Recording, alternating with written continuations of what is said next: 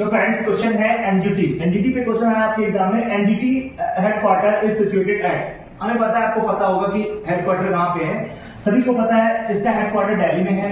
लेकिन क्वेश्चन से अन्य चीजें क्या आपकी पूछी जा सकती हैं उसको हम देखेंगे।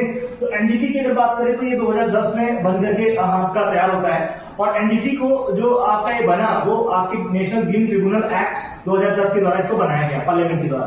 अगर हम बात करें एनजीटी की तो ये एक प्रकार का सांविधिक निकाय है, स्टैट्यूटरी बॉडी है। और आप जानते हैं दुनिया में सबसे पहले एनजीटी किसने जो है फॉर्म किया? ऑस्ट्रेलिया ने सबसे पहले फॉर्म किया। सेकंड नंबर पे न्यूजीलैंड किया। एंड आफ्टर दैट आप देख रहे हैं कि थर्ड कंट्री है इंडिया विच बिकम, जिसने क्या किया आपका एनजीटी को फॉर्म किया। एनजीटी है क्या? ये क्या करेगा? त्वरित एक कोड है जो बेसिकली इन्वायरमेंट के इश्यूज को सबसे पहले क्या करेगा? सॉल्व करेगा, रिजॉल्व करेगा। इसलिए कहीं ना कहीं एनजीटी की स्थापना की गई। अब बात आती है कि इसके हेडक्वार्टर तो न्यू दिल्ली में है मेन, बट इसके जो क्षेत्रीय रीजनल ऑफिस है वो कहाँ है? कोलकाता और फिर भोपाल और फिर चेन्नई और पुणे, ये इसके रीजनल ऑफिस हैं। अगर क्वेश्चन लिखे आप समझिए इस चीज को।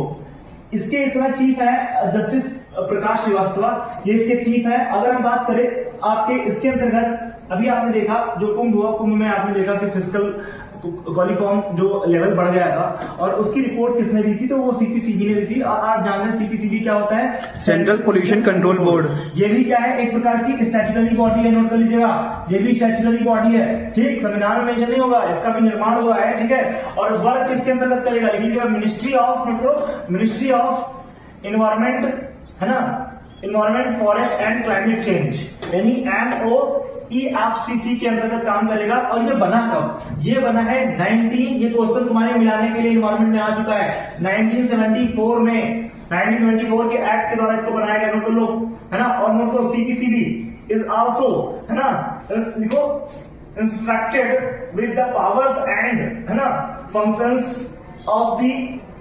Of under the air pollution, air prevention and control pollution act. तो ये किसके अंतर्गत काम करेगा? नोट करो, air pollution control act, air prevention, है ना, एंड कंट्रोल ऑफ पोल्यूशन 1981। वो किसमें आया है? 1981 के अंतर्गत आया है। प्रिवेंशन ऑफ एयर कंट्रोल वाला जो आपका एक्ट है ये 1981 का है, इसको याद करिएगा। और नोट कर लीजिएगा इसका जो हेडक्वार्टर सीपीसीबी